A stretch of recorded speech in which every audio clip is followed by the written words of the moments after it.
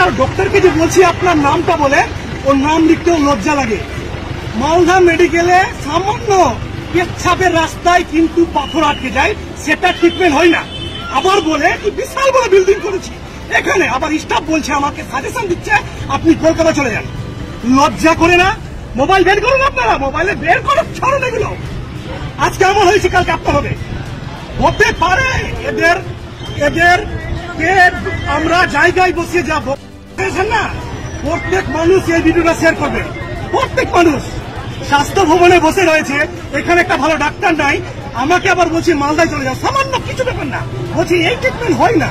কিডনিতে পাথর ছিল, পাথর পেচ্ছাপে আটকেছে, পেচ্ছাপের রাস্তায় আটকেছে, সেটা বলে ক্লিয়ার করতে পারবে না। ডিরেক্ট বলেছে ক্লিয়ার করতে আমি পাথর পারবো না, এখানে স্টাফ নাই, ডক্টর নাই। এগুলো আপনারা আজকে মুখ বন্ধ করেছেন, আজকে আমার সাথে হয়েছে, আপনারা কালকে আপনার সাথে হবে। আর না হলে সচেতন হন। এরা শুধু ভোট নিতে ব্যস্ত, ভোট নিতে ব্যস্ত, আর বলে স্টাফ নাই, ডক্টর নাই। কি জন্য করে দিতে? দেখুন, আপনার টাকার দিয়ে বেতন পায় এরা, আপনাদের আমাদের টাকা থেকে বেতন চলে এদের, এসি থাকে বাড়িতে।